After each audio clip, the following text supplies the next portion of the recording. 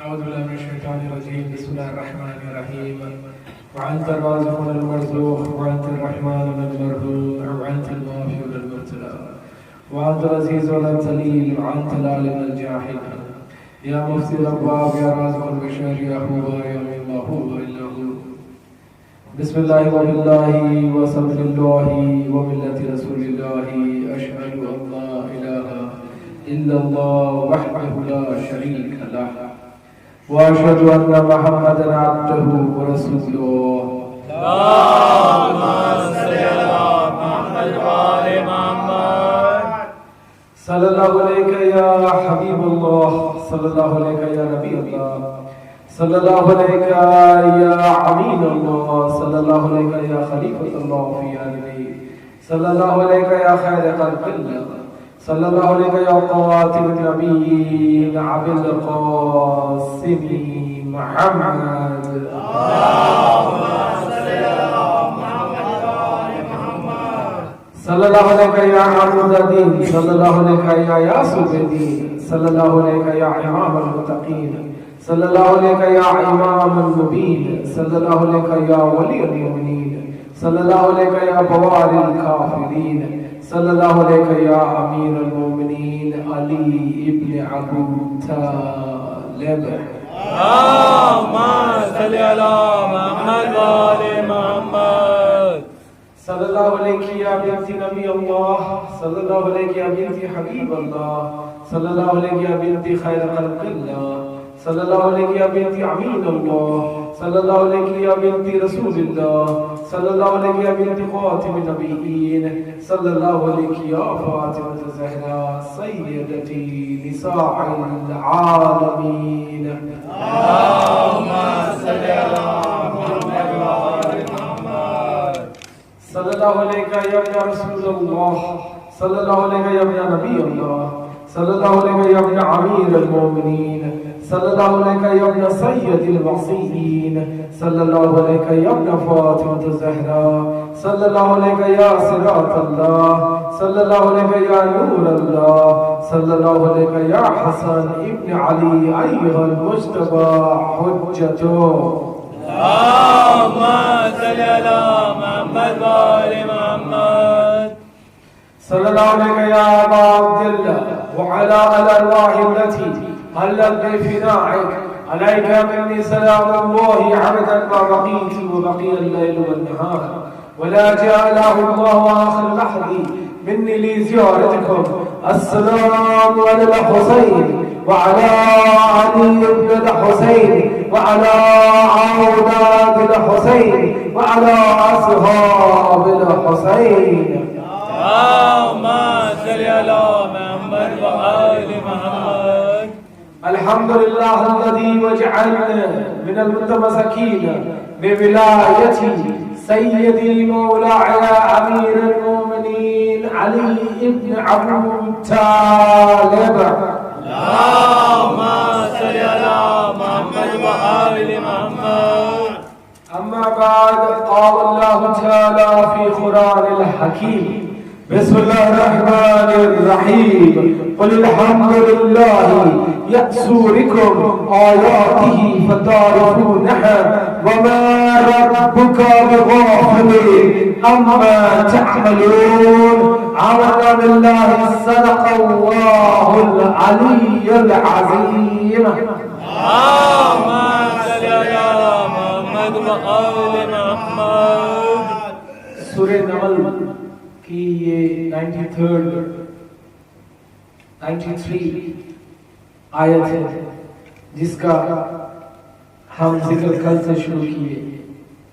इस आयत में परवरदिगार फरमाता है कि मेरी हम्द सना करो फिर मैं तुम्हें आयत दिखाऊंगा, सिर्फ दिखाऊंगा नहीं आयत को समझाऊंगा भी, उसका तारुफ भी कराऊंगा। तारुफ किस लिए कराऊंगा? ताकि तुम तारुफ उसका हो जाएगा तो तुम उस निशानी की वजह से मुझे पहचानोगे, उस निशानी की वजह से मुझे पहचानोगे, उस आयत की तरफ से, उस आयत की वजह से मुझे जान, क्योंकि मेरा जानना बहुत जरूरी है। तुम्हारी खिलकत बस इसलिए ही हुई है तक कि तुम मुझे पहचानो। पहचानो और फिर पहचान के मेरी इताअत करो। पहले इताअत के लिए पहचान लाजिम है। अगर इंसान को गुनाह से बचना है, अल्लाह कहता है गुनाह मत करो। अगर तुम छुप के गुनाह करोगे, एक तुम्हारा गुनाह और तीसरा मैं रहूंगा, तुम्हारा गवाह मैं रहूंगा। तो अल्लाह क्या कहता है कि तुम जब भी गुनाह करोगे ये सोच के कि मैं रात की तारीकी में या किसी से छुप के गुनाह कर रहा हूं, शायद कोई मुझे नहीं देखेगा। तो अल्लाह कहता है ऐसा ना सोचो, ऐसा ना सोचो कि कोई नहीं देख रहा है, मैं तुम्हें हर वक्त देख रहा हूं। यही परवरदिगार कहता है सूरह बकरा में आयतुल कुर्सी कि मैंने तुम्हारे से एक पल के लिए भी गाफिल नहीं हुआ। और इसी आयत में भी अल्लाह वही कह रहा है कि मैं गाफिल नहीं होता, तुम्हारी हमदो सना से मैं वाकिफ हूं। अगर तुम हमदो सना करोगे मैं जानता हूं, फिर मैं तुम्हें आयतों का नुज़ूल समझाऊंगा, आयतों का नुज़ूल समझाऊंगा। आयतों का नुज़ूल मैंने इसलिए किया क्योंकि आयत सिर्फ कुरान वाली आयत नहीं है। परवरदिगार की हर निशानगी, परवरदिगार की हर निशानी आयत है, चाहे वो कुरान की आयत हो, चाहे ये तारे सितारे, जमीन, ये आसमान, ये पानी, ये बहार, ये ग़िज़ा, ये भी परवरदिगार की आयत है। अहले बैत अरबता मासूमीन अलैहिस्सलाम, ये भी परवरदिगार की आयत है। हत्ता के वो सब आयतें हैं परवरदिगार की जो अल्लाह की याद दिलाती है। इसलिए हमारे उलमाए दीन को हम अक्सर कहते हैं आयतुल्लाह, यानी ये परवरदिगार की आयत है। किस लिए आयत है परवरदिगार की? इनको देख के हमें रब याद आता है। यानी जो भी परवरदिगार की याद दिलाए वो आयत है। और अल्लाह कहता है इस आयतों को मैं समझाऊंगा। कब समझाऊंगा? तुम अगर मेरी हमदो सना करोगे। सब में अहम बात परवरदिगार की शख्सियत में वो ये है कि परवरदिगार कुल्ल शै कदीर है और परवरदिगार ओमनी प्रेजेंट है। इन आवर फेथ, हमारे फेथ में, फिक़्ह जाफरी में, we believe in our theology, we believe that Allah subhanahu is omnipresent। क्या मतलब है इसका omnipresent? मैं बीच-बीच में अंग्रेजी इसलिए इस्तेमाल कर लेता हूं क्योंकि अंग्रेजी में मुझे जरा ज्यादा कमांड है उर्दू से। तो जब अंग्रेजी इस्तेमाल कर लेता हूं तो उससे फिर उर्दू में तर्जुमा करने को मुझे आसानी हो जाती है। तो अल्लाह कहता है कि मैं ओमनीप्रेजेंट हूं, यानी ओमनीप्रेजेंट का मतलब यह है कि मैं हर जगह मौजूद हूं। मैं परवरदिगार हर जगह मौजूद हूं। आपके लिए आपके पास मौजूद है परवरदिगार, मेरे लिए मेरे पास मौजूद है परवरदिगार, इस कायनात के हर बशर के पास परवरदिगार मौजूद है। तो दो अहम सिफात है परवरदिगार के जिसे जानना बहुत लाजिम है। अगर वो जानोगे, उसकी मारिफत होगी, तो फिर परवरदिगार की इताअत होगी, इताअत होगी, मोहब्बत होगी, उसकी अहमियत जानोगे। क्या है वो दो सिफात? अव्वल शे वो ये है कि परवरदिगार कुल्ल शै कदीर, हर चीज में कुदरत रखता है परवरदिगार। और दूसरी अहम बात परवरदिगार की यह है कि परवरदिगार हर मकान में है, हर जगह मौजूद है, हर जगह मौजूद है।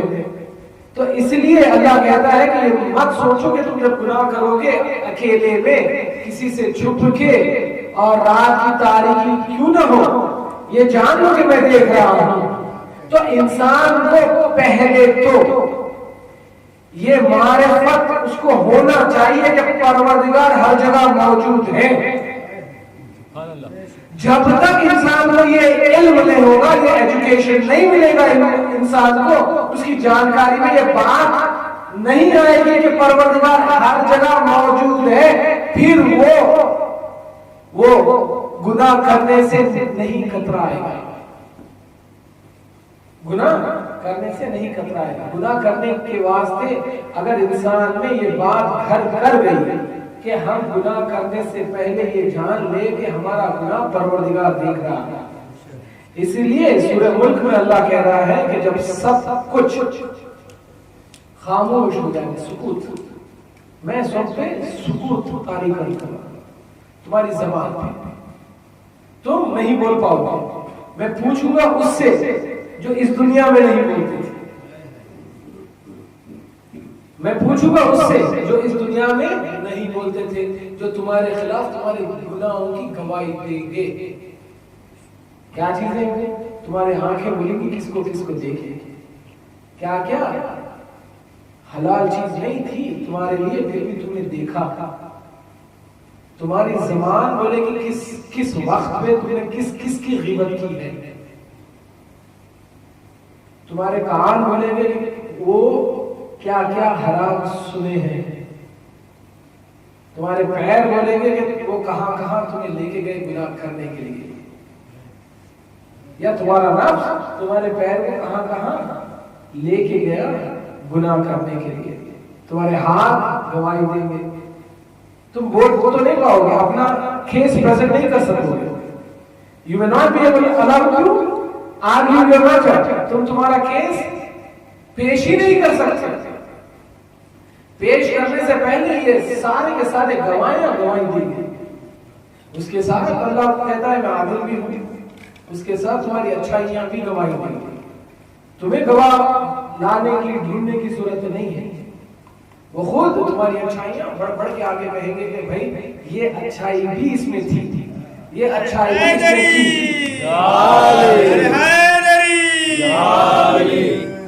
ये अच्छाई भी इसने की। अब ये बात कब समझ में आएगी? जब तक ये बात समझ में नहीं आएगी, अकीदा सुनी सुनाई भी होगा। अकीदा जो है परवरदिगार हर जगह मौजूद है, ये सुनी सुनाई बात है पे अकीदा होता है। हमारा अल्लाह कहता है मारिफत के साथ। इसलिए मेरा मौला हुसैन कहते थे कि मैं हर काम से पहले अल्लाह को देखता हूं, हर काम के बाद मैं अल्लाह को देखता हूं। हर काम से पहले अल्लाह को देखता हूं, यानी इसकी मुराद क्या है कि कुछ काम करने से पहले हुसैन ये देखते थे कि क्या ये अल्लाह को पसंद है या नहीं। फिर हुसैन कहते हैं कि मैं हर काम के बाद अल्लाह को देखता हूं। इससे हुसैन से जो मुराद है, हुसैन ये कहना चाहते हैं कि मैं हर काम करके अल्लाह को फिर कहता हूं कि परवरदिगार जो सलाहियतें जो एबिलिटीज तूने मेरे को दी है, क्या मैंने उसका हक इस्तेमाल किया?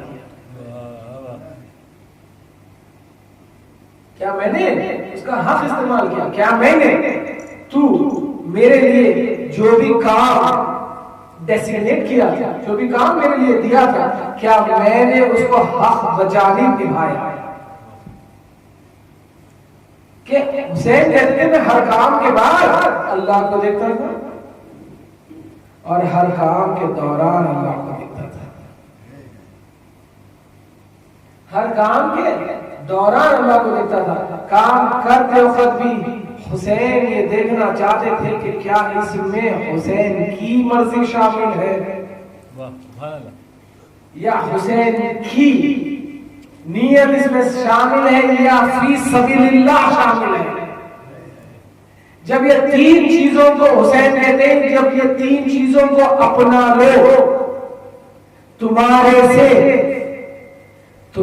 से बुराई, तुम्हारे से गुनाह वैसे भागेगा जैसे आग पानी को देख के भागती है। अब ये कब इंसान कर सकेगा?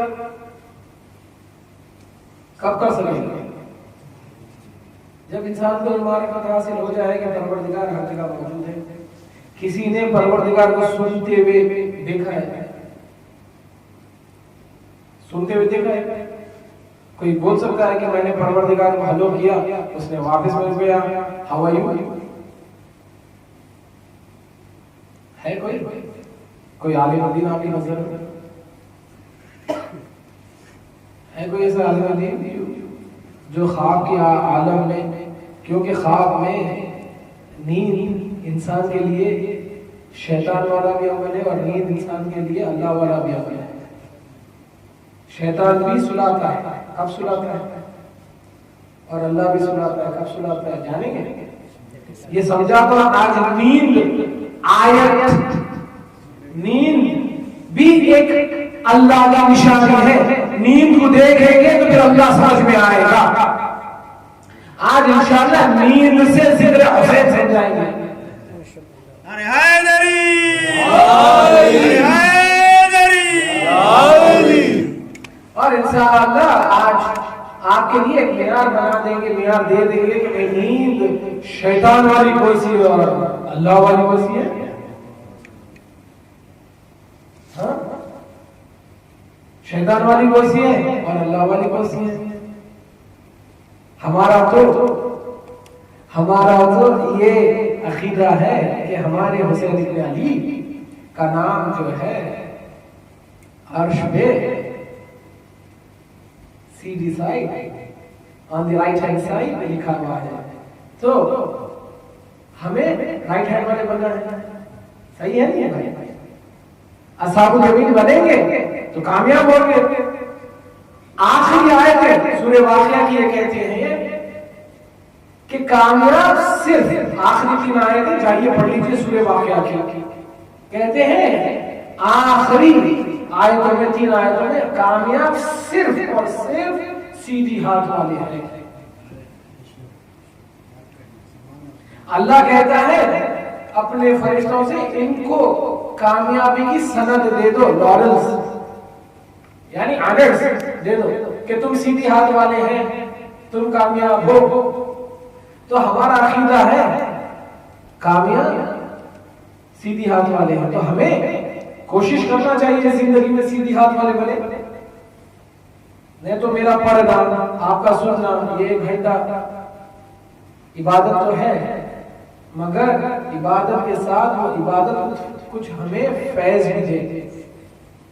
बेशक यहाँ पर बाई फोर्स बैठ जाए, अपने इरादे से बैठे, अल्लाह के इरादे से बैठे, किसी की मोहब्बत में बैठे, किसी की अदावत में बैठे, किसी की शख्सियत साबित करने के लिए बैठे या किसी की शख्सियत मानने के लिए बैठे, वजह कुछ भी हो, वजह कुछ भी हो, हदीस में ये नहीं है कि वजह, हदीस में सिर्फ इतना है कि शिरकत। वजह कुछ भी हो, मौला कहते शिरकत कर लो, फायदा हम दे देंगे।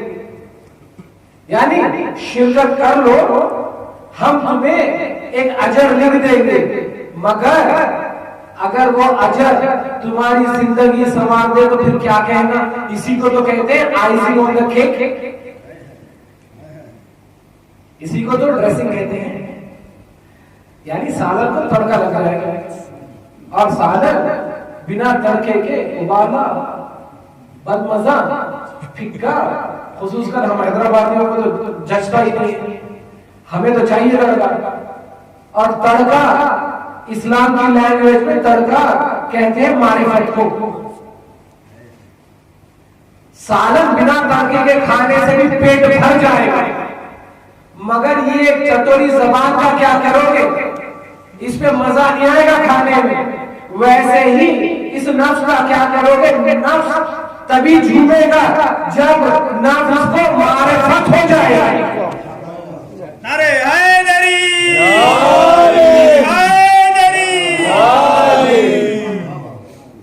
तो इसलिए अल्लाह कहता है शर्त ये नहीं है, मासूमिन कहते हैं शर्त ये नहीं है, इसमें बैठो, यहाँ पर आओ, वजह कुछ भी हो, यहाँ पर बैठोगे, अल्लाह की हम्द सना होगी, अल्लाह की हम्द सना होगी, फिर अल्लाह आयत बताएगा। प्रॉब्लम जो है ये आयत के बाद का मसला है कि अब इस आयत को किस लेवल से मारिफत करें, किस लेवल से मारिफत करें। आप मुझे बताइए, क्या अहले बैत को ज़ेब देता है डिस्क्रिमिनेट करना? किसी के बीच में ये कह सकते हैं कि अलीबन ये फलाना ज्यादा अच्छा है, फलाना कम अच्छा है, अलीबन कह सकते हैं किसी के लिए? मगर अहले बैत ने ऐसा कहा नहीं। सलमान के लिए कहा, अबू दर के लिए कहा, मिक़दाद के लिए कहा, उनके दर्जात बताए मारिफत वाले। इससे नऊज़ु बिल्लाह अहले बैत उनकी अज़मत नहीं कम कर रहे थे, इससे अहले बैत उनकी अज़मत नहीं कम कर रहे थे, इससे अहले बैत तुमको एक पैगाम दे रहे थे कि तुम जैसे जैसे ज्यादा परवरदिगार की और हमारी मारिफत हासिल करोगे, वैसे वैसे तुम्हारे दर्जात बुलंद होंगे, वैसे वैसे सलमान के दर्जात बुलंद होंगे, जिसके लिए रसूल ने कहा कि ये हमारे अहले बैत में से है। तो इंसान को अपने दर्जात बुलंद करना है, और वो तभी मुमकिन है जब उसको मारिफत हो। तो अल्लाह कहता है मैंने तुम्हारे लिए हर जगह अपने निशाने छोड़े, वो निशानों से तुम पहचान मुझे। और हमारा जो मौजू है कि परवरदिगार की सबसे बड़ी निशानी थी हुसैन इब्न अली, या यूं कह लीजिए one of the biggest, if you don't want to accept the fact that he is the biggest, fair enough, one of the biggest, one of the biggest निशानी परवरदिगार की हुसैन इब्न अली थी। ये बात से तो सारे, मुझे नहीं लगता किसी को इस बात से इतराज होगा। हमें साबित ही ये करना है कि हुसैन इब्न अली जो है one of the biggest Ayatollah थे, वन ऑफ द बिगेस्ट आयत थे, जिसकी वजह से अल्लाह तक जाने का एक तरीका मिल गया, जिसकी वजह से अल्लाह तक अल्लाह की रहमत हासिल करने का एक तरीका मिल गया, जिसकी वजह से अल्लाह की मारिफत हासिल करने का एक वे मिल गया, जिसकी वजह से जन्नत आसान हो गई। खुदा ना करे अगर हुसैन ना होते, अल्लाह की अदालत पे इवन औसी अल्लाह को जन्नत ना मिलती। अदालत से अगर अल्लाह देख लेता तो जन्नत किसी को ना मिलती, क्योंकि एक ऐसा नहीं था सिवाय अवताश के जो ये कह सके कि हमारे से फिक्र, बहुत मजबूत जुमला देने जा रहा हूं, जो ये कह सके, मैं कह रहा हूं अरबाताश मासूमिन के अलावा कोई नहीं था कायनात में जो ये कह सके कि हमारे से फिक्रे तरके औलाद तक नहीं हुआ। तरके औलाद होना बहुत दूर की बात है। इसलिए मेरा मौला कहता है कि मौला से पूछे कि मौला आप अफजल है या आप अफजल है या आदम अफजल है। इस बात में, इस किस्से में नहीं जाऊंगा, सिर्फ एक सरसरी तौर पर। तो मौला कहते हैं कि अपनी खुद की तारीफ करना मुझे ज़ैद नहीं देता, मगर मुझे चाहिए मैं इमाम हूं कि हिदायत कर दूं। तो सुन ले, अगर पूछता है तो आदम से मैं अफजल हूं। कहते हैं मौला अली कि आदम से मैं अफजल हूं, क्योंकि आदम को अल्लाह ने रोका था गंदम खाने से, क्योंकि आदम को अल्लाह ने कहा था ये तुम्हारे लिए नहीं है, फिर भी आदम खा लिया। मुझे अल्लाह ने रोका नहीं था कि गंदम ना खाओ, मगर फिर भी ये अली अपनी सारी जिंदगी गंदम के तरफ देखा था नहीं, गंदम को छुआ था नहीं।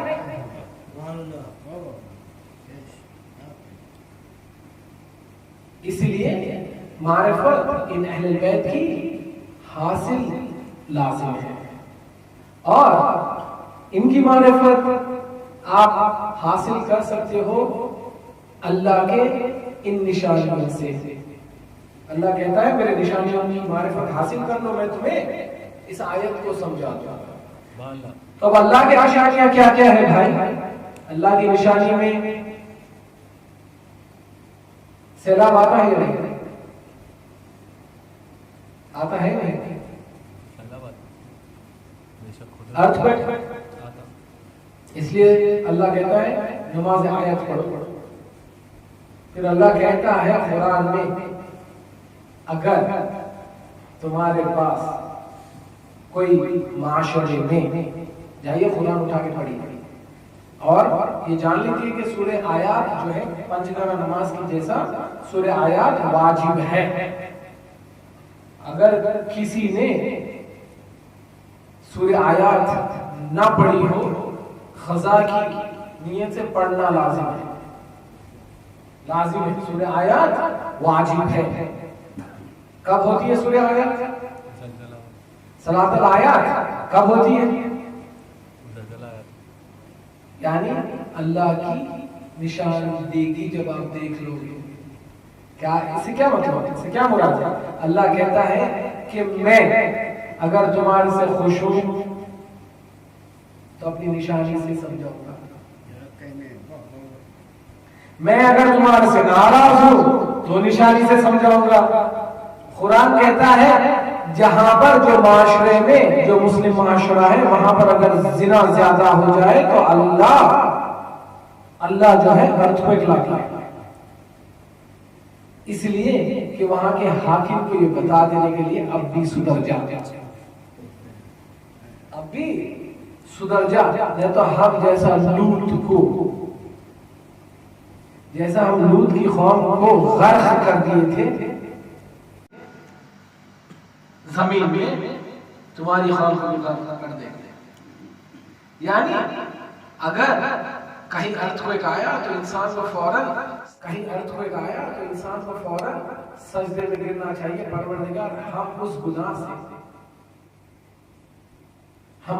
से बहुत दूर है जिस गुनाह की वजह से तूने फलानी जगह पे अर्थक्वेक लाया है, ज़लज़ला लाया है। तो अल्लाह कहता है मेरे निशानियों से इंसान मुझे मारिफत हासिल करे, और जब ये मेरी निशानियां देखें तो मेरी हम्द सना करें। कुल अल्हम्दुलिल्लाह, ये सारे के सारे परवरदिगार के निशानियां हैं। तो हमारे पास मौजू यही है कि इन निशानियों के जरिए से हुसैन को समझ में आए, इन निशानियों की वजह से हम हुसैन को जाने। आज मैं सोच रहा हूं नींद पे कुछ पढ़ूं,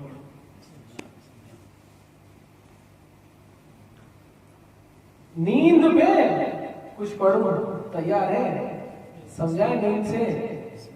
एक नींद होती है परवरदिगार की, एक नींद होती है शैतान की, एक नींद होती है परवरदिगार की। नारे हैदरी, एक नींद होती है शैतान वाली।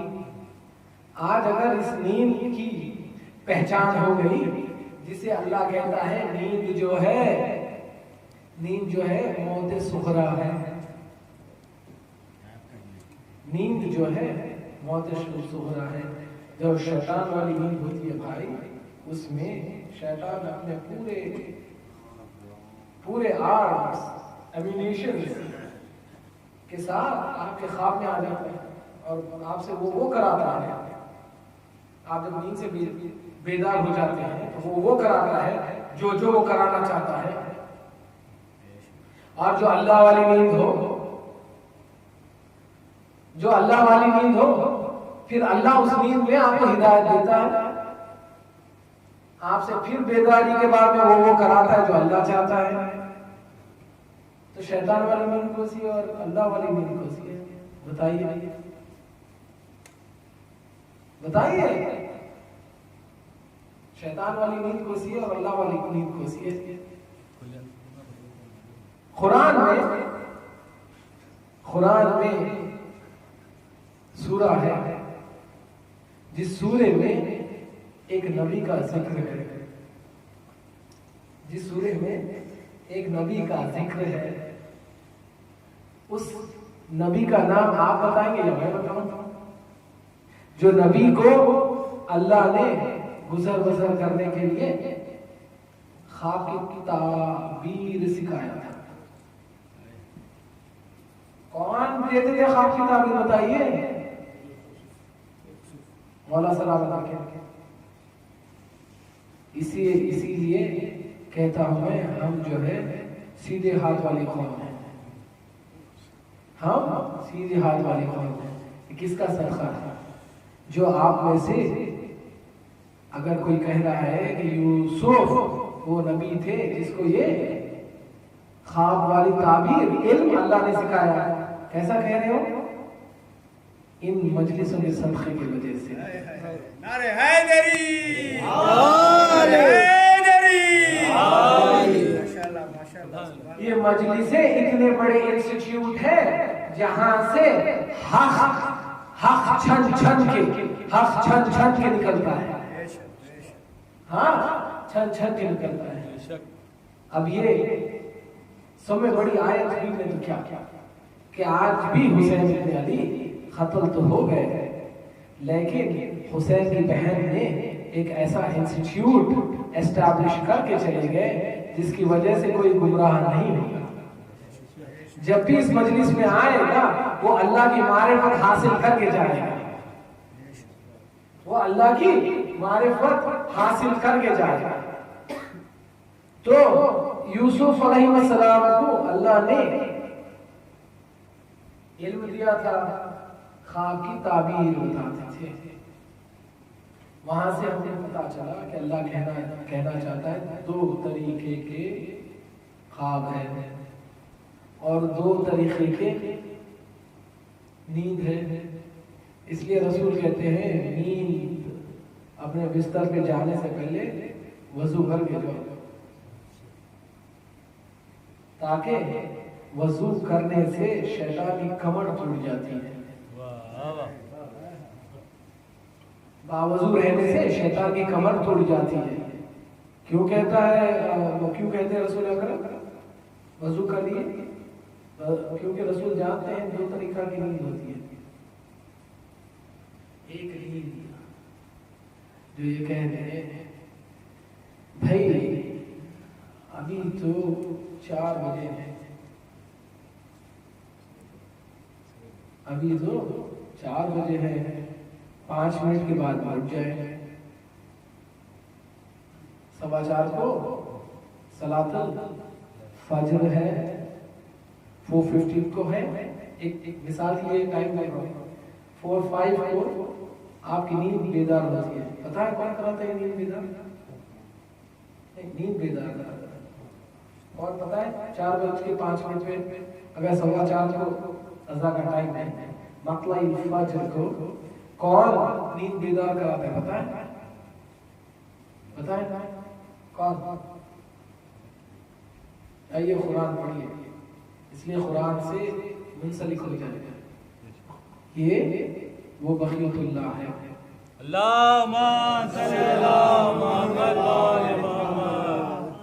ये वो बखीयतुल्लाह है जो अल्लाह ने हुसैन की ज़ुर्रियत में रखा। कौन है? इमाम ज़माना।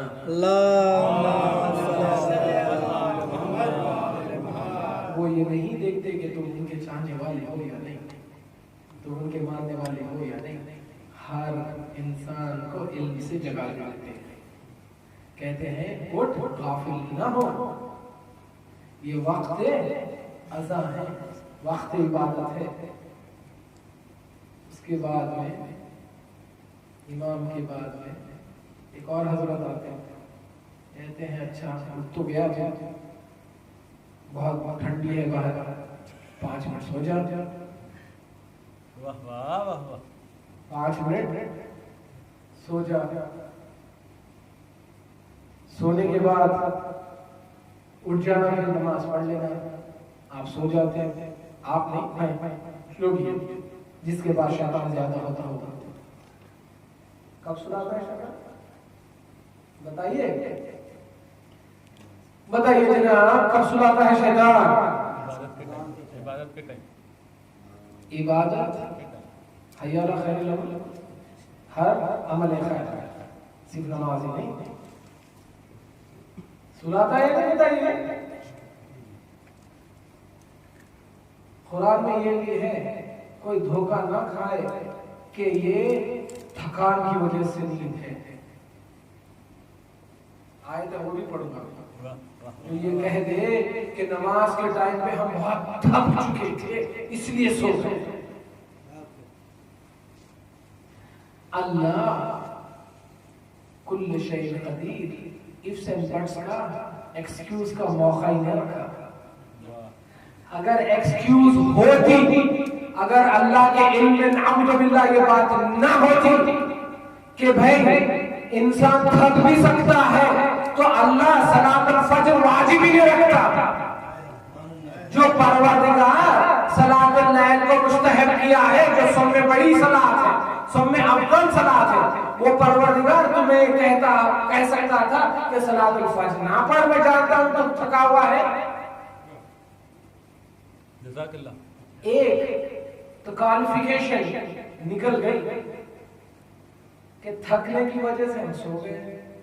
अल्लाह कहता है थकने की वजह से नहीं सोते, वो जो तुम्हारा नफ्स पे, वो जो तुम्हारे नफ्स पे मुसल्लत हुआ है, वो जो तुम्हारे नफ्स पे मुसल्लत हुआ है वो तुम्हें सुलाता है, वो तुम्हें सुलाता है। कब सुलाता है? जब भी नेक काम करने जाओगे आ जाएगा। वो कहता ही है कि मैं सिरातुल मुस्तकीम पे बैठूंगा, मैं सिरातुल मुस्तकीम पे बैठूंगा। आप 5 मिनट के लिए आपको कहता है सो जाइए वशवश, उसके पास तो इतनी ताकत है नहीं वशवश। आप 5 मिनट के लिए सो जाइए, आप 5 मिनट के बाद फिर उठ जाना, फिर पढ़ लेना नमाज। आप खुलते 7 बजते सवेरे के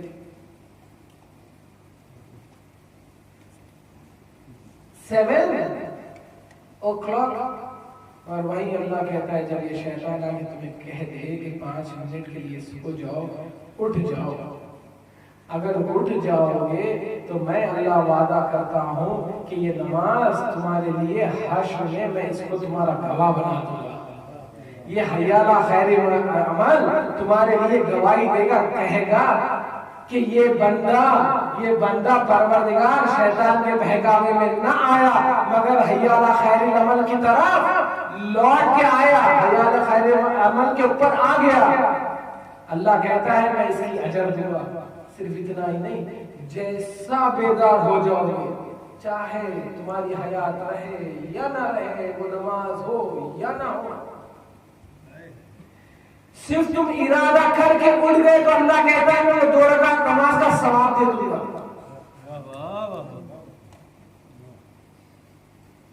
शैतान तो वही चाहता है कि भाई कहां 5 मिनट देर से इबादत कर लें।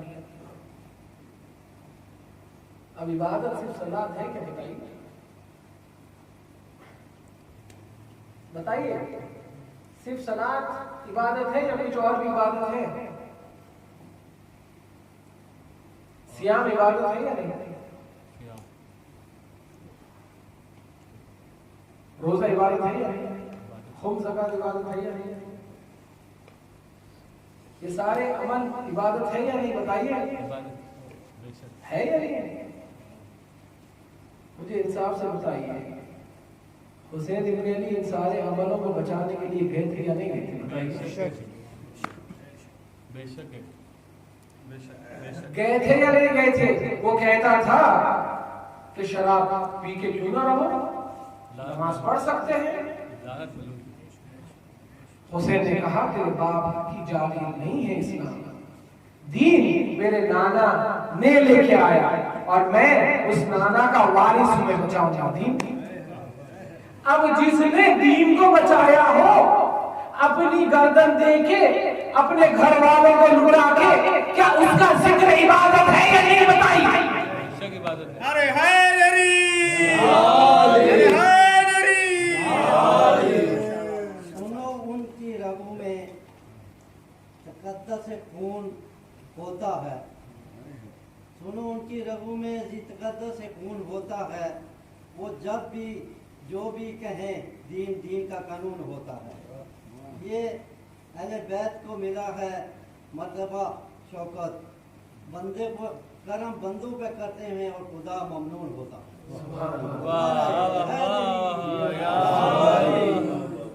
देखो शायर ने कितनी दकीक बात कह दी कि अहले बैत इतने अजीम आयतें हैं, ये अहले बैत इतने अजीम आयतें हैं कि ये अहले बैत इंसान को संवारते हैं, अल्लाह खुश होता है। क्यों खुश होता है अल्लाह इंसान को संवारने की वजह से? क्योंकि अल्लाह हम इंसानों से 70 माओं से ज्यादा मोहब्बत करता है। और जब ये देखता है कि ये अहले बैत अपना सुख दुख, अपना आराम, अपनी जान तक कुर्बान करके मेरे खिलकत को इन्होंने रास्ते पे ला दिया है, इसलिए अल्लाह ममनून होता है इनका, इसलिए होता है। तो बताइए इंसाफ से, जो परवरदिगार की इन सारे उसूलों को बचा ले, क्या वो हुसैन अली का जिक्र इबादत है या नहीं? बताइए। और उस जिक्र के इबादत के वक्त शैतान आके ये कहे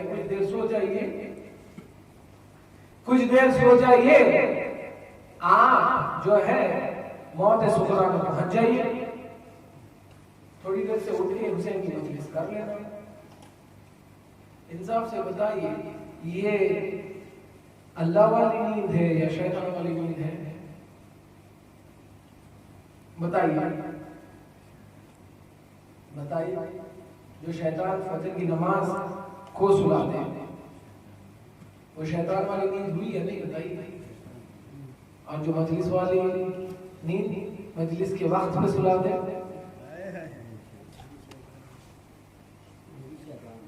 शैतान वाली नींद है या नहीं? बताता हूं क्यों कहते हैं, क्यों कह रहा हूं मैं शैतान वाली। मौला से एक ने जाके पूछा, इमाम ज़ैनुल आबिदीन से एक ने जाके पूछा, मौला फलाना मिस्टर फलाना बहुत नमाज़ें पढ़ता है। समझा रहा हूं मैं शैतान वाली नींद क्यों होती है फर्श अज़ाब।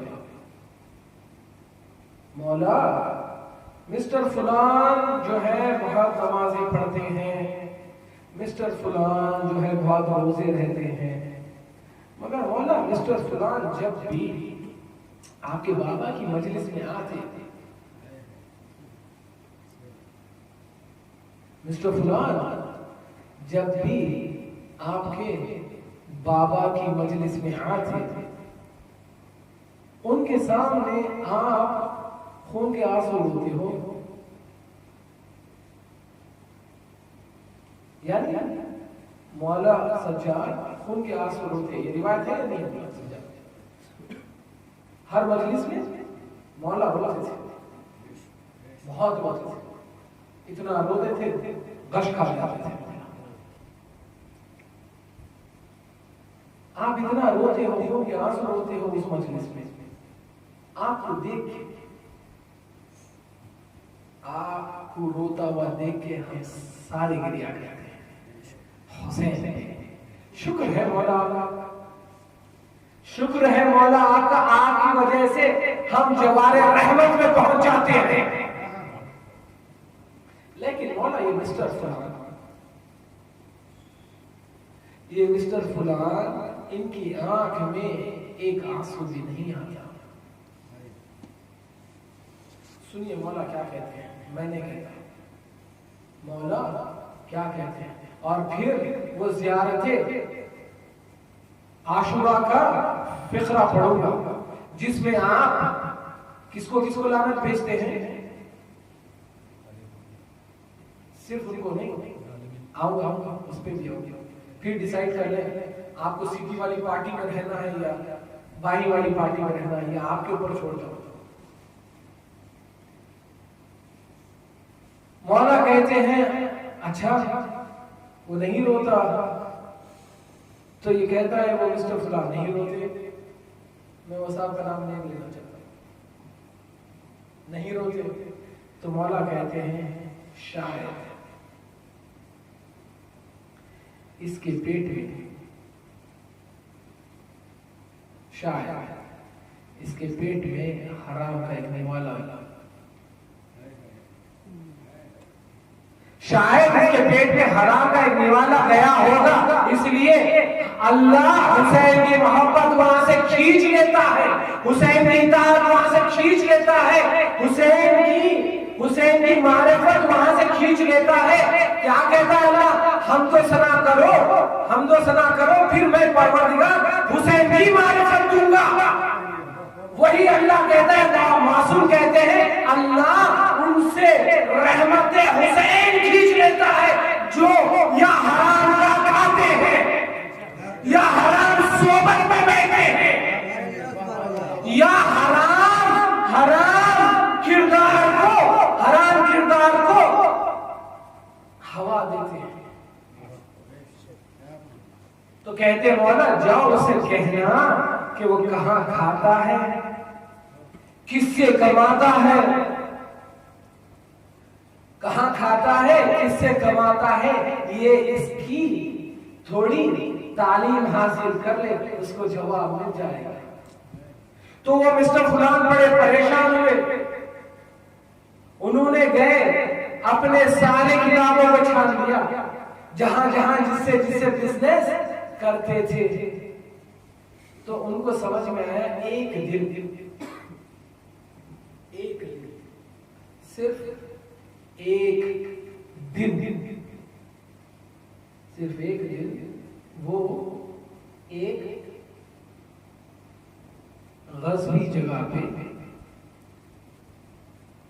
बैठ के दावत में खाना खाया,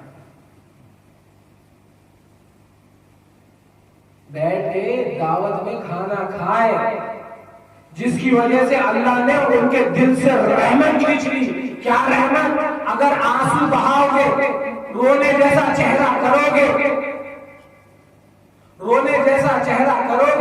रोने की आवाज निकालोगे, रसूल अकरम कहते हैं मेरी बेटी जन्नत तब तक नहीं जाएगी जब तक तुम नहीं चले जाओगे।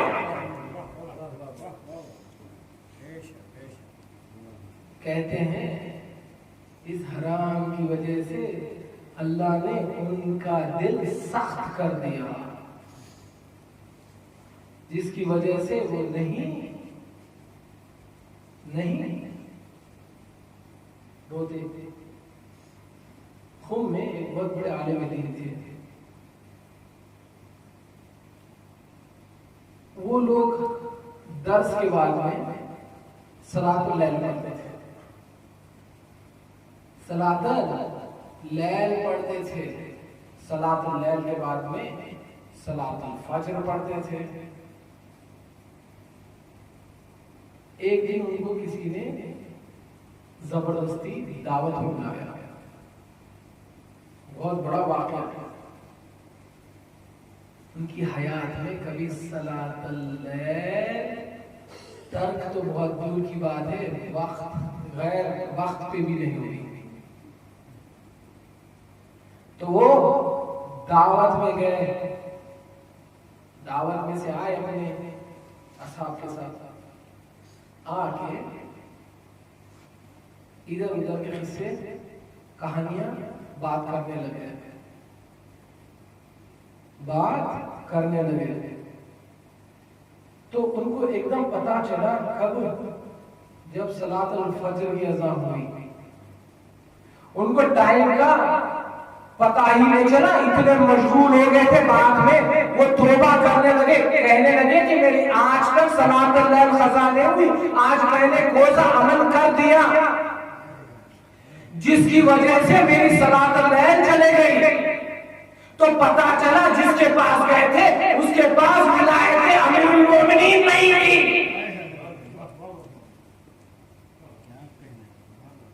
समझे शैतान कहां कहां आता है। और हुसैन को जो इस्लाम को बचाते, इस्लाम को बचाते और उनको और उनकी अज़ा में सोने वाला, मुझे ये बताइए ये अमले शैतान है या अमले इंसान, अमले अल्लाह है? बताइए बताइए बताइए। सूरह सियारतुल आशुरा में जिसको याद है कहते हैं उन पे लानत जो हुसैन का कत्ल करे, उन पे लानत जो हुसैन का कत्ल देखे, उन पे लानत जो हुसैन का कत्ल सुने, उन पे भी लानत जो अपनी इस दुनिया की वजह से हुसैन इब्ने अली की आवाज पे लब्बैक नहीं कहे, उन पे भी लानत। कौन भेजते हैं? हम सब भेजते हैं। भेजते हैं या नहीं भेजते? बताइए। भेजते हैं ना भेजते? अब मुझे बताइए, तारीख पढ़िए, कौन कौन हुसैन की कत्ल में शामिल है? कौन कौन हुसैन जब बुला रहे थे आइए मेरे साथ हो जाइए, जन्नत मिल जाएगी, राहत हो जाएगी, कौन कौन नहीं गया? वो सब नहीं गए जो अली को कहते थे आज बहुत ठंडी है, गर्मी के मौसम में लड़ लेंगे, आज गर्मी है ठंडी के मौसम में लड़ लेंगे, आज हम बहुत थक गए थोड़ी देर सो जाते हैं, थोड़ी देर सो जाते हैं, सवेरे उठ के लड़ लेंगे। मौला कहते हैं तुम 4 चले जाओ, वहां से 1 आ जाए। उन्हीं की औलाद थी जो हुसैन के कत्ल में आई थी, उन्हीं की औलाद थी जो अपनी आराम के वजह से हुसैन इब्ने अली की आवाज पे लब्बैक नहीं कहा था। अब मुझे इंसाफ से बताएं, मजलिस अज़ा होती है वो, आप टांगे पसार के सोते हो, ये इताअत अल्लाह है इताअत शैतान है? बताइए। इमाम जाफर सादिक कहते हैं अल्लाह ने एक दिल दिया, वो इसलिए दिया कि इस दिल में एक ही मोहब्बत हो सके, या हमारी मोहब्बत, या हमारे दुश्मन से मोहब्बत, या हमारी इताअत, या हमारे दुश्मन से इताअत। ये मुझे बताइए, ये कहां का रिस्पेक्ट है? आपकी माँ आपके सामने बैठे ही हो, आप पैरे फैला के सो जाओ। हमारा ये अकीदा है कि हम फर्श अज़ा में फातिमा ज़हरा आती है जो सारी कायनात की माँ है। आप उस फर्श अज़ा में पैर फैला के सोते हो तो आप सोच लो कि आप अहले बैत के इतने बड़े रिस्पेक्ट करते हो। अगर आप उनसे राजी हो, अगर आप उनसे राजी हो तो ये जान लो तो आप किससे ना, आपसे कौन ना खुश हो जाएगा? आपसे कौन नाखुश हो जाएगा? अगर आप उनसे राजी हो जाए तो अल्लाह आपसे नाखुश हो जाएगा। हो जाएगा या नहीं हो जाएगा? बताइए। ये है शैतान वाली नींद। अल्लाह वाली नींद भी थी या नहीं थी? बताइए। सुभान अल्लाह। अली कहते हैं ऐ सितारों ऐ चांद, गवाही देना कि तुमने कभी इस अली की आंख को सोते हुए नहीं देखा। इबादत की वजह से अली की इस आंख को कभी सोते हुए नहीं देखा, मगर जब रसूल ने कहा अली तेरे सोने से मैं बच जाऊंगा, फिर अली ने कहा अब जागना हराम है, अब जागना हराम है। अली ने कहा मैंने अपनी सारी जिंदगी में कभी वैसा नहीं सोया जैसे मैंने हिजरत की रात में सोया था, और सो के एक तरफ रसूल को बचा लिया, एक तरफ रसूल को बचा लिया, एक तरफ अल्लाह की मर्जी बड़ी बड़ी। नाराए हैदरी, सुभान अल्लाह। एक तरफ अल्लाह की मर्जी खरीद ली, ये थी अल्लाह वाली नींद, ये थी अल्लाह वाली नींद। अब जो अली को चाहे वो दुश्मन से कैसे दोस्ती करे? ये मुझे बात हजम नहीं होती। नहीं भाई, हम एक महाशय में रहते हैं, हमें सोशली जीना है, हमें सोशली जीना है। अगर हमें सोशली जीना है तो फलाने से मिल के रहना पड़ेगा, फलाने से मिल के रहना पड़ेगा। अच्छा, जब ये फलाने से मिलोगे, मिल के रहना है तुम्हें, एक वक्त सूरतुल मुनाफिकून पढ़ लो, एक वक्त सूरतुल मुनाफिकून पढ़ लो। अल्लाह सबसे ज्यादा लानत किस पे भेजता है? अल्लाह काफिर को इतनी लानत नहीं भेजता, मुशरिक को इतनी लानत नहीं भेजता, उन पे लानत भेजता जो मुनाफिक हो,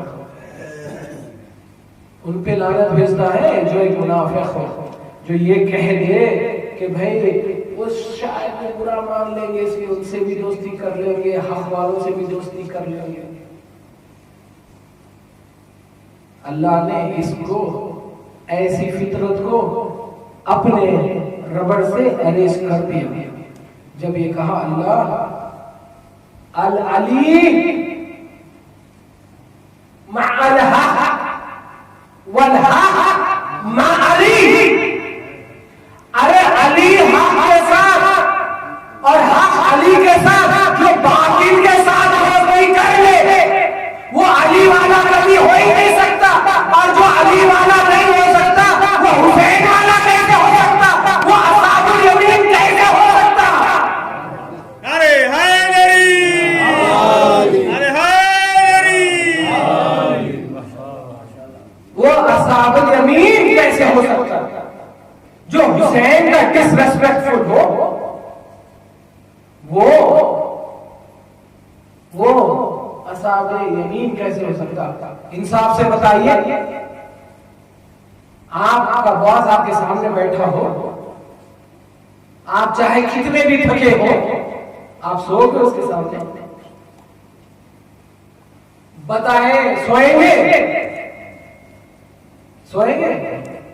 इसी को तो कहते हैं मारिफत। अल्लाह कहता है हमदो सना करो फिर भी मैं फिर इनकी मारिफत कराऊंगा। अब जिसको मारिफत ना हो वो सोचता है आज नहीं जाएंगे मजलिस में, काम बहुत है। जो ये नहीं सोचता, जो ये नहीं समझता, जिसको ये मारिफत नहीं है कि हुसैन वो शख्स का नाम है, हुसैन वो शह का नाम है, जिसके नसीब में बेटे ना हो सही मगर हुसैन साथ देगा। जब ये मारिफत हो जाएगी तो इंसान कहेगा चाहे कुछ भी हो जाए मैं हुसैन की मजलिस में जाऊंगा, मैं हुसैन की इबादत में शामिल होऊंगा, मैं हुसैन की इबादत में शामिल होऊंगा। आप अपने बॉस के सामने सोओगे? बताइए, सोते हैं? आप सब काम करते हैं नहीं? जो मेरे पास काम करते हैं मेरे सामने सो के बताएं, बताएं सो के? सिर्फ मैं दिखता हूं मेरी मारिफत, हुसैन नहीं दिखता इसलिए मारिफत नहीं है।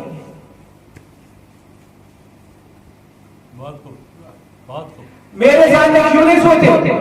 मेरी रेस्पेक्ट में नहीं सोते?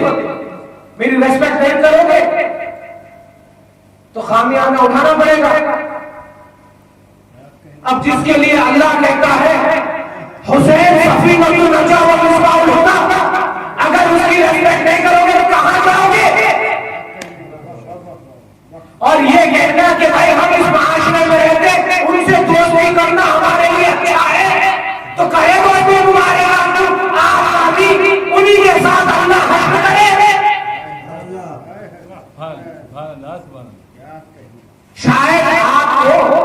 शायद आपको इतनी बात समझ में नहीं आती कि फर्श अज़ा पे अल्लाह कहता है मैं पूरे मासूमीन को भेजता हूं। शायद आपके पास इतना इरफान ना हो, इसलिए मजलिस अंदर चलती रहती है, आप बाहर सोते हो।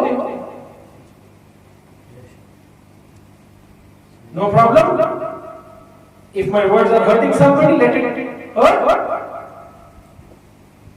कल रात में सोने से पहले ज़ियारत आशुरा पढ़ा, आज भी सोने से पहले ज़ियारत आशुरा पढ़ूंगा। उसमें मैं गवाही देता हूं वथब्बितली खदमा सिद्क़न मअल हुसैन व असहाबिल हुसैन। ऐ परवरदिगार, मेरे को साबित कदम रख हुसैन पे और असहाबे हुसैन की जिंदगी पे। अब चाहे जो कितना बुरा माने मेरी बात को, कितना भी बुरा मान ले मेरी बात को, मैं हर रोज मेरे मौला हुसैन में गवाही देता हूं। वह सब्बित लिखा सिद्क़न,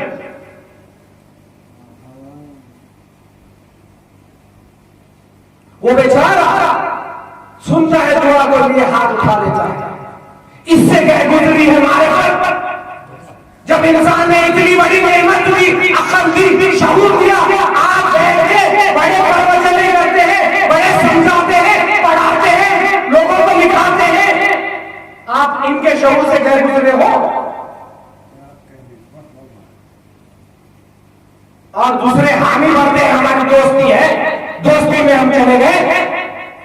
जाइए आपका भी हशर उनके साथ वही हो। जाइए आज जाके पढ़ लीजिए ज़ियारत आशूरा, इसमें ये फेरा है या नहीं बताइए। वह सब्बितली खदमा सिद्क़न, ऐ परवरदिगार हाँ साबित कदम रख हुसैन पे और असहाबुल हुसैन के ऊपर। मैं हर रोज पढ़ता हूं, हर रोज पढ़ता हूं।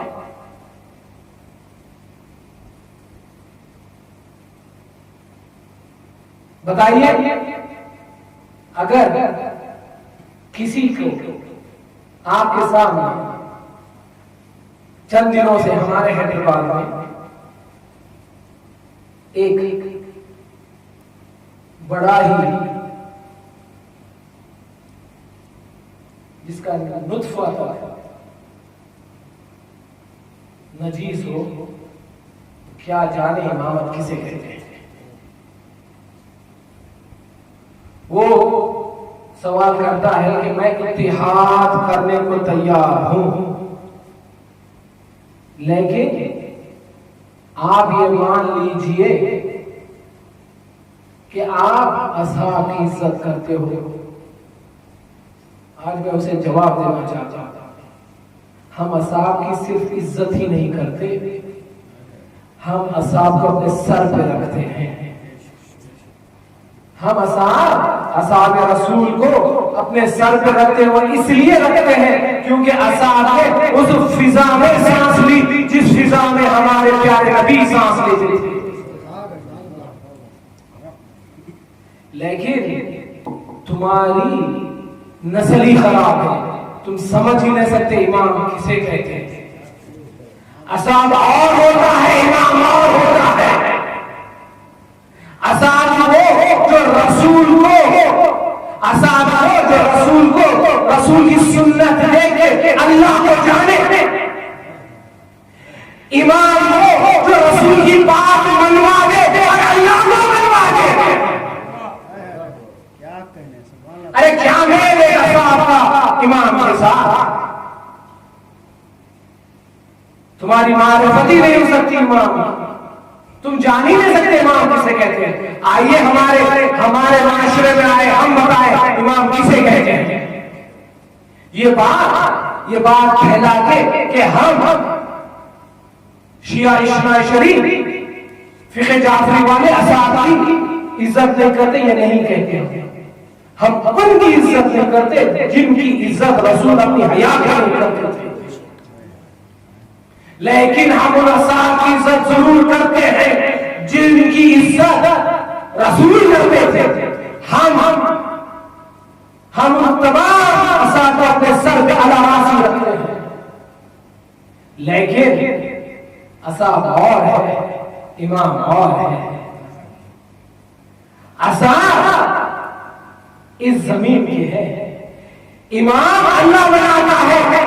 इसलिए अल्लाह कहता है ऐ आदम मैं तुम्हें खलीफा बना के भेज रहा हूं, ताकि अल्लाह कहना चाहता है ये खलीफा और इमाम बनाने का ड्यूटी मेरी है कि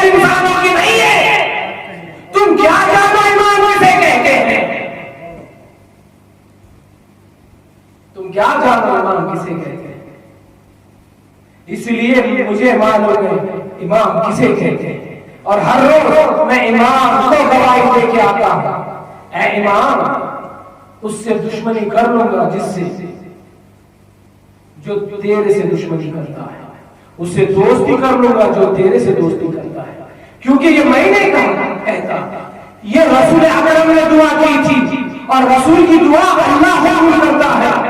रसूल दुआ मांगने से पहले कबूल हो जाती है।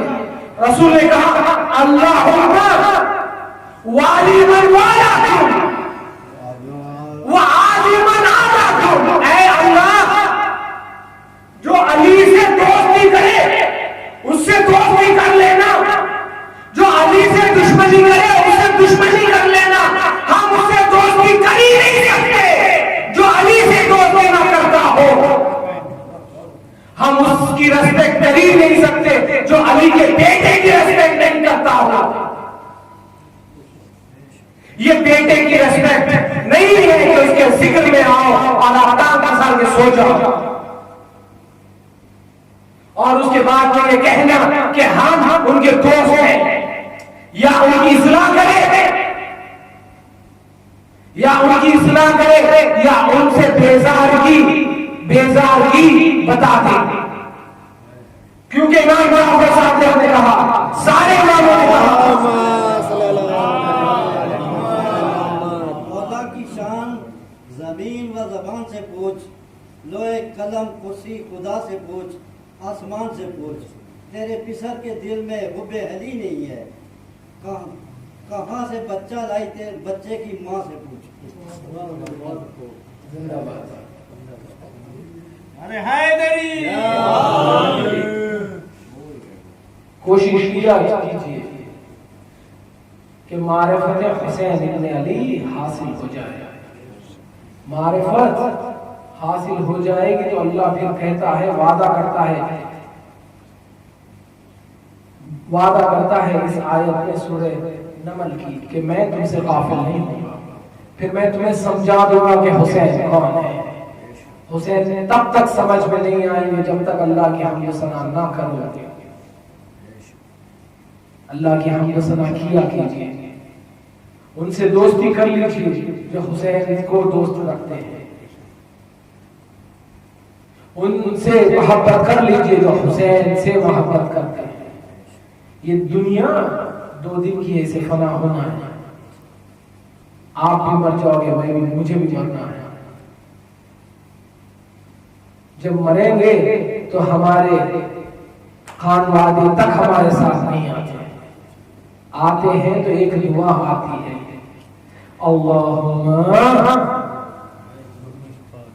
अल्लाहुम्मा अर्ज़ुक़नी शफ़ाअत हुसैन यौमल वरूद।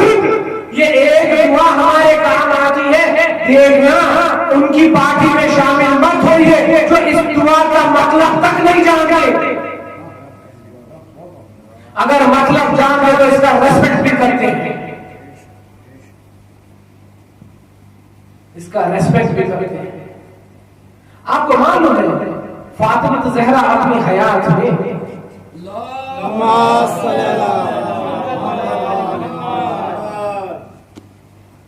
कितनों को सलाम का जवाब नहीं देती थी।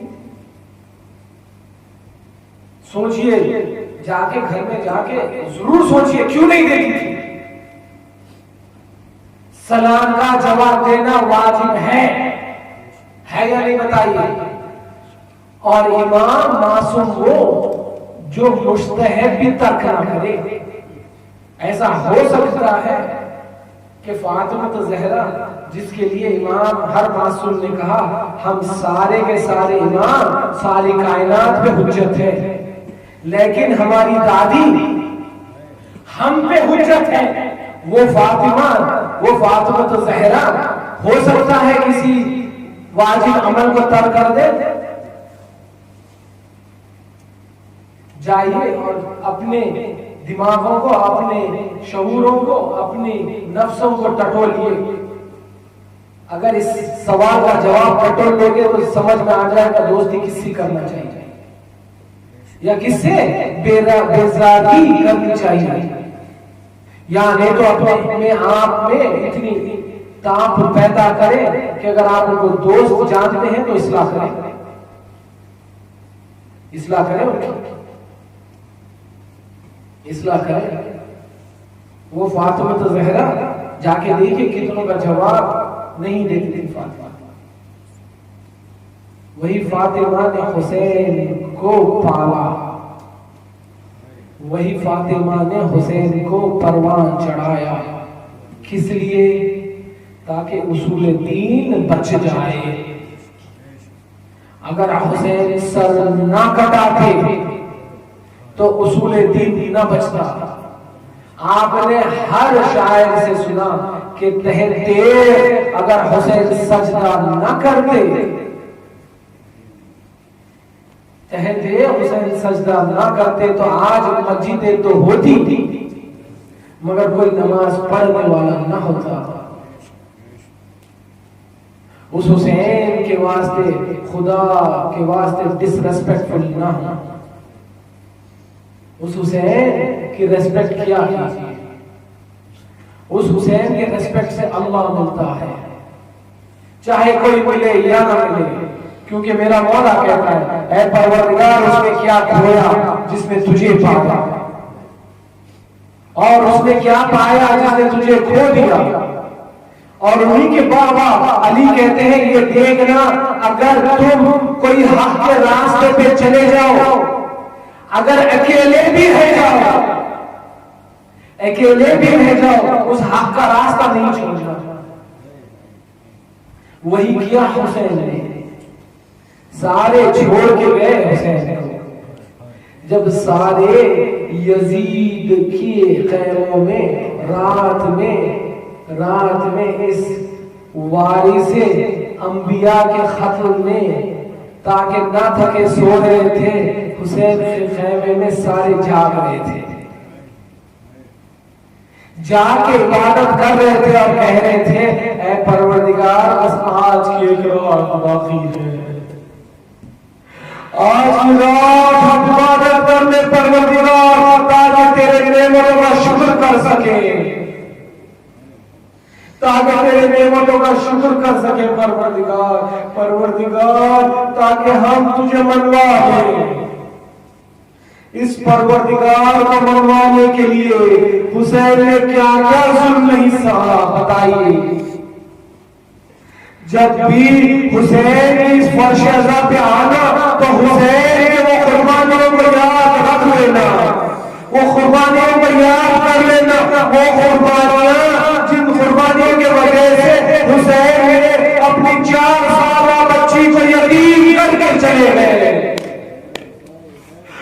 उन कुर्बानियों को याद कर लेना जो कुर्बानियों के लिए हुसैन कभी खैमे की तरफ बढ़ रहे थे, कभी खैमे से पीछे जाते थे और कहते थे इन्ना लिल्लाहि व इन्ना इलैहि राजिऊन, रिदन क़दाई व तस्लीमन अमरे। और जब हुसैन को याद करना तो हुसैन की वो कुर्बानी को याद करना, जब हुसैन जवान की लाश के पास बराबर की लाश के पास ले जाते थे, कभी फैल जाते थे और कहते थे परवरदिगार आज उसको तेरी बारगाह में कुर्बान कर दिया जो हम शबीर नाना था।